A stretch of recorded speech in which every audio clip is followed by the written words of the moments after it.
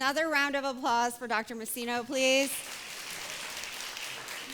And for all the great students who attend HT, I've had the pleasure in the past of meeting so many of them who are so committed to environmental and food justice, and they are just an amazing part of this community and deserve a lot more honor and respect than some of, I think, the other universities that are located here in Austin.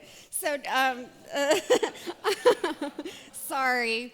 Anyway, everyone has to give me some patience today. I am so excited to be sitting here with my friend A-Dae Briones, the Vice President of the First Nations Development Institute and the Principal at Manzanita Capital Collective for our first conversation today. She is a rock star. Please give her a round of applause.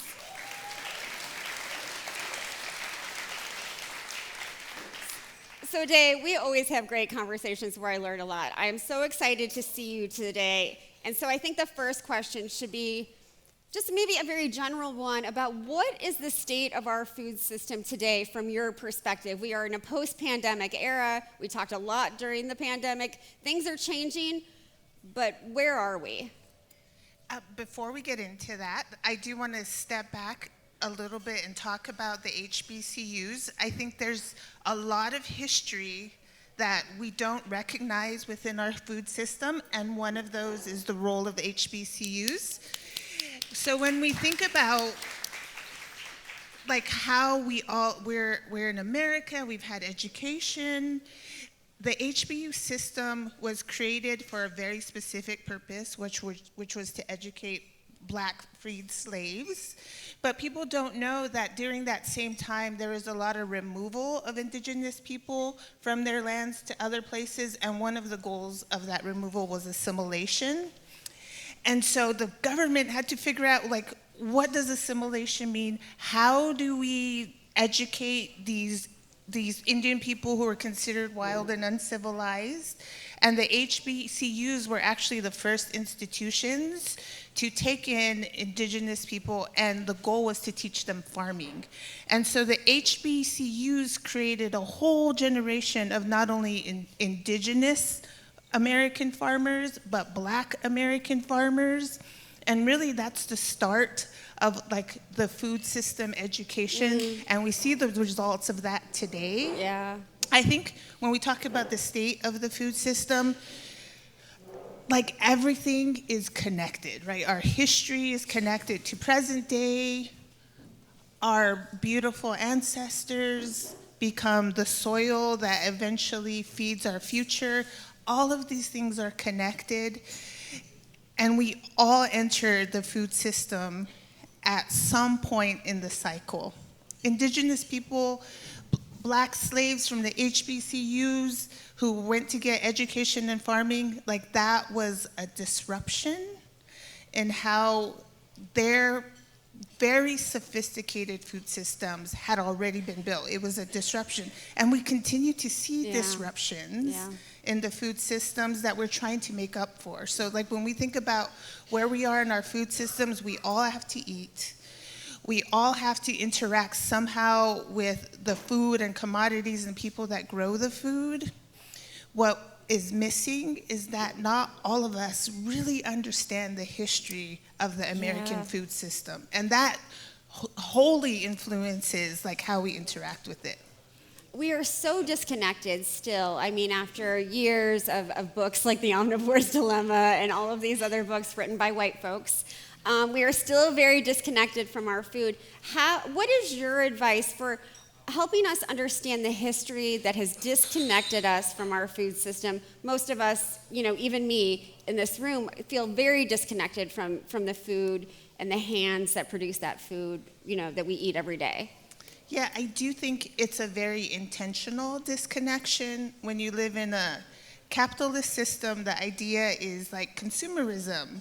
So how do you create consumers? You create a system in which they can enter and they can buy things. And so when we think about how we interact with our food system, we should all be questioning, where do we get our food? And you see like local movements, organic movements starting from there, some movements have taken it further by saying, like, not only where do I get my food, but how is my food grown? And so you see, like, regenerative ag, you see the workers' rights movements, because they're questioning even how it's grown. But now, I think as a whole, as a community, we should all be self-examining what we know about our food system, how we interact with it. Like, is it intentional? Do we have like clear ideas about why we go shop at our favorite local store? Do we know who's growing our food? Do we know like the history of that commodity in that package? Right. Do we know like where the waste is going? All of these questions are like self-examining. But when you're part of a community and you can have those conversations together, it creates a much more beautiful and impactful system. Absolutely. Just by eating. Right. I want to come back to community in a minute, but we live in an environment where policy plays a very important role, and policy has often gone against, as you mentioned before, Black folks, Indigenous folks, brown folks, workers. How do we keep policy in the conversation here? How do we keep policy in the conversation in a way that is impactful, that will help the folks that need it the most? I am trained as an attorney, so like I get asked about policy all the time, and quite honestly, when people ask me about policy, I feel like it's the black hole that people want me to go into and like never come out of. Because policy is so, it's like, what is that? Is it law? Is it like legislation? Is it like the policy that comes after the law? Is it the conversations that lead up to changing the, like, policy is such this like very opaque idea, but some people love it. That's not necessarily me, but some people love it, and we need them. And we should be supportive of those who are supportive of the policies we like, but it's so hard to like sort through what that means. Yeah, especially when we're talking about things like the Farm Bill and how Indigenous rights fit or have not fit for so long into that. And I don't know if you just want to comment on that. I know you're not as deeply into policy as some of the folks in this room, but I think it's worth mentioning because we may or may not have a Farm Bill this year. It looks like not, but we may, and certainly will soon-ish. So what would you like to see from the next Farm Bill when we're talking about Indigenous folks and growing food on reservations and sort of the entrepreneurship we're seeing from folks like Chef Sean Sherman and Natives and all of these other great organizations? Yeah, there's a couple wonderful organizations that are working on the Farm Bill. The Native Farm Bill Coalition is one, and they were able to get over 60 provisions specifically related to tribes into the last Farm Bill. But really, I think the question, there's very few bodies of law that govern how food is grown and eaten and consumed in this country. Right. There's very few agencies, USDA one, FDA one, we have the Farm Bill, and really those are like the major legislations that apply to our food system. But when we think about our food system, that's something we do every day. That's something that either supports our communities or don't. It's like the basis of economic development for a lot of local, rural, even urban communities. Sure. We see a lot of discrimination and we see a lot of racism within our. So the question we should all be asking ourselves is, why are there very specific bodies of law that apply to food when really it's something that impacts almost every part of our daily life? Yeah. And why are we not seeing some of these conversations in other parts of policy and law? And I think like that's the space we really, as a community, start to question. Yeah, everything has been so siloed. So going back to this idea of, how do you build that local power at the community level? Because that's truly what and I don't mean to speak for you, but I think that's what you consider resilience, that power at the local community level built by communities themselves. And I feel like for so long, people who look like me have told communities what they want and need rather than asking them what they wanted and needed. And what they need is capital, right? Capital is one thing, but back to community, I think, so I'm a food nerd like many of you are, and that takes you so many different places. And so when we look at soil, and soil is a big thing in food conversations right now, when we look at soil, you have so many different organisms in soil, and the more organisms you have in the soil, the more resilient and healthy it is.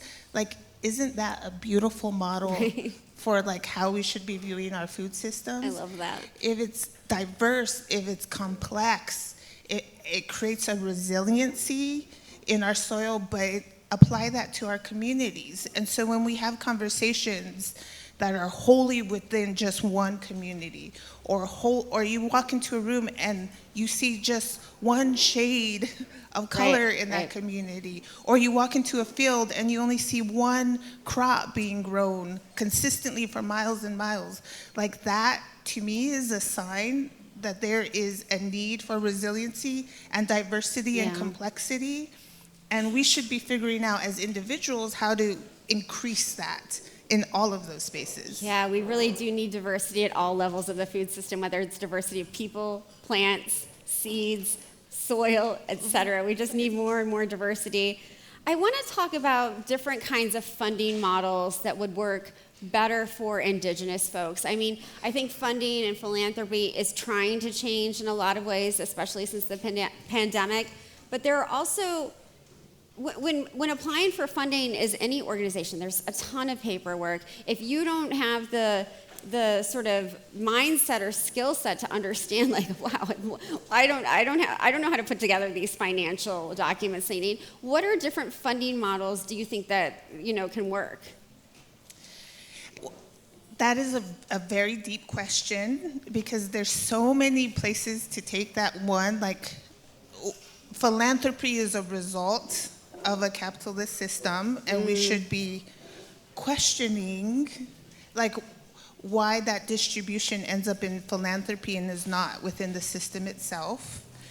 And then two, when we think about philanthropy, it's tied to a cash economy. And the cash economy, the cash economy didn't enter my community until 1956 with the first road. Yeah. So like my community hasn't participated in capitalism or the cash economy for that long.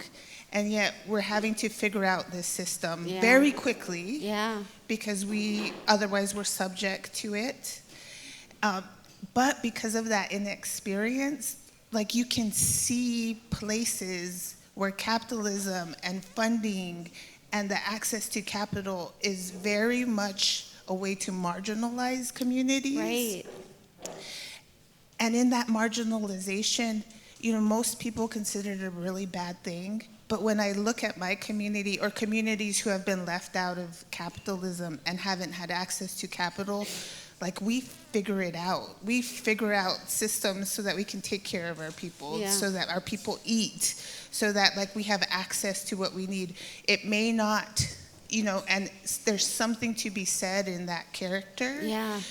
But that doesn't excuse capitalism from not distributing resources in a way that is wholly considerate of the community as a whole. When we look at capitalist systems, one of the most troubling things to me right now is funding and the way you own land and the way you own businesses does not, like the structures we have right now, they do not know how to deal with community-owned resources. They don't know how to deal with collective resources or more. Think about the land system, for example. Like if you had community-based ownership, what does that mean? How is that dealt with legally? And it's like really complicated because capitalism doesn't know how to deal with community. It only knows how to deal with individuals. Yeah, gosh. Can you repeat that last line one more time? I think it's really important to like reiterate. Yeah, capitalism doesn't know how to deal with collective resources or like communities. Yeah. It's all tied to like individual ownership, which supports consumerism. Right, Yeah. right. So when you're looking at models of resilience in communities that have historically been marginalized, what lessons can we learn to sort of fight that sort of capitalist structure that's in place? What models have worked best from your perspective? I know you deal with many, many communities, but what are some of those models, those really concrete examples? Concrete examples. One is that when we're looking at a problem, there's always like the main conversation happening, the main people, like how do we get capital to communities? But on the flip side of that, communities usually are having their own conversations, Right. and to me, that's where all the lessons need to be learned. That's where all the action is happening. That's like where we all want to be, and it's a matter of trying to figure out how to hear and see the conversations that we're trained not to see. Right, right. How do we get into how can people like you and the work that you do, which is so important, get into those conversations? I do think there's like serious self-examination that needs to happen. When you grow up in America, you have like a standard education. Right. And in that standard education, there's so many things left out. Indigenous people, African American people, Sure. our farm workers, like all of these invisible communities are left out of standard education. Like that is troubling, and it teaches us to invisibilize Right. people and invisibilize conversations, and we have to retrain ourselves. And part of that is learning the history of the Yeah. American food system. Part of that is learning who's in our community to understand and change the way we view and hear things. It's Yeah. like, it's a very self-examination sort of thing that hopefully plays out like institutionally. Like really that's where we need to see the change. Yeah, it's so interesting. It's like these personal revolutions that need to happen within all of us to really realize the truth. We've all sort of been blinded for too long. I don't know if I can pronounce it. Invisibilize. Okay, I got it. I might have made up that word. I like probably it. Did. And I don't even know how to say this question, and I am not trying. There's so many folks in this room who work on regenerative agriculture, and I think you and I have had this conversation before where I feel that, I'm a white person sitting on this stage. I sometimes feel that the regenerative agriculture movement feels like it's this new sort of thing that was invented that by white farmers mostly and community groups and others, but it's been around for centuries. Are we invisibilizing the work of indigenous communities by using the term regenerative agriculture when it's something that indigenous communities have always, always, always, always done? That is a fascinating question. And I do think, like, I see this like in the American food system, like the labeling of movements, like we have, and really we're in like the fourth revolution of agriculture, right? We had mainstream says we're in the fourth revolution. We have mainstream hunter-gatherers. We had the invention of the motor and tractors. We had the invention of GE and like the biochemical companies, and now we're in this like fourth evolution. And to me, I see like competing groups like trying to kind of monopolize whatever we call this. It could be the organic movement, it could be the regenerative agriculture movement, it could be the technological movement. Like we see all of these groups sort of in this space, but really they're trying to differentiate from a larger mainstream agricultural system. Yeah.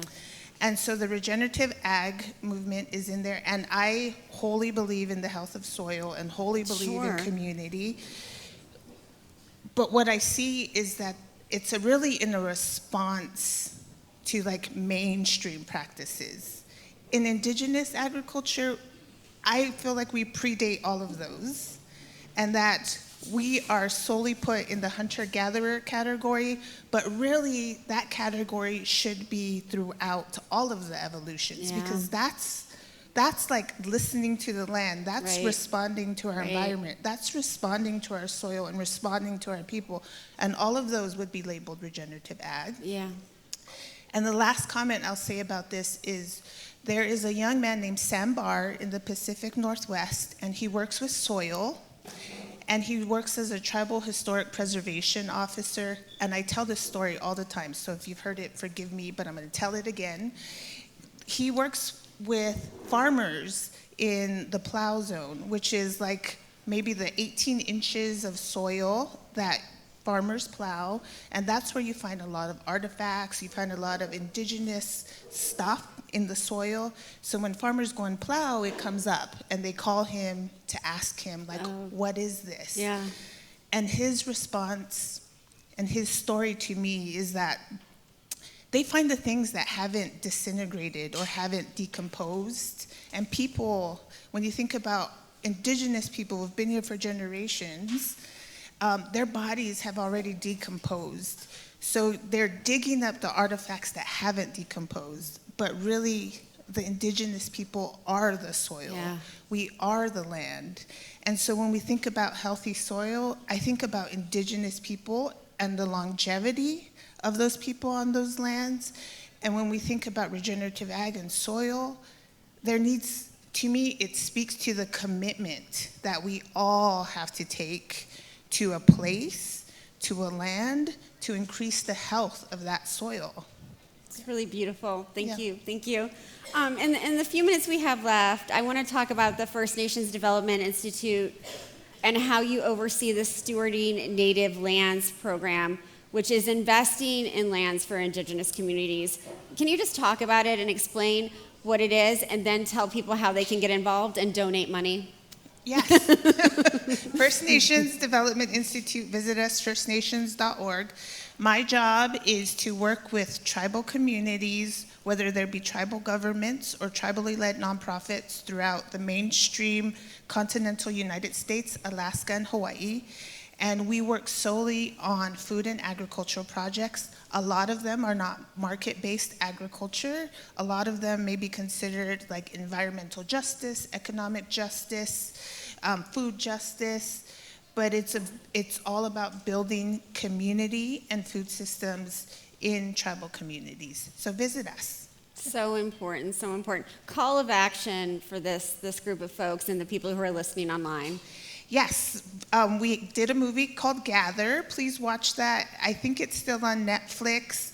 There are so many, there's a resurgence of indigenous food systems. There's a lot of short films, buffalo, corn, salmon, all of these things that have been considered outside of mainstream agriculture are such an important part of our food system. So learn about it. I lied that it was not my final question, because I want to talk about what's happening here in Texas with the Texas Tribal Buffalo Project. Can you talk about how the reintroduction of buffalo is helping local ecosystems and really creating that resilience that we talked about before? Yes. So when we think about Austin, Comanche people, Apache people, Tonkawa people, even my people, the Kiowa people, all have ties to these lands because of the buffalo. Do we see buffalo running around? No, right? Because of all of these other systems that have displaced them and indigenous people. But the Intertribal Buffalo Project is not far from here. They're reintroducing buffalo, and their environmental achievements are amazing. So read up about them. Yes. Thank you so much, A-Dae. Please give her a round of applause. Thank you so much. You can leave that right there.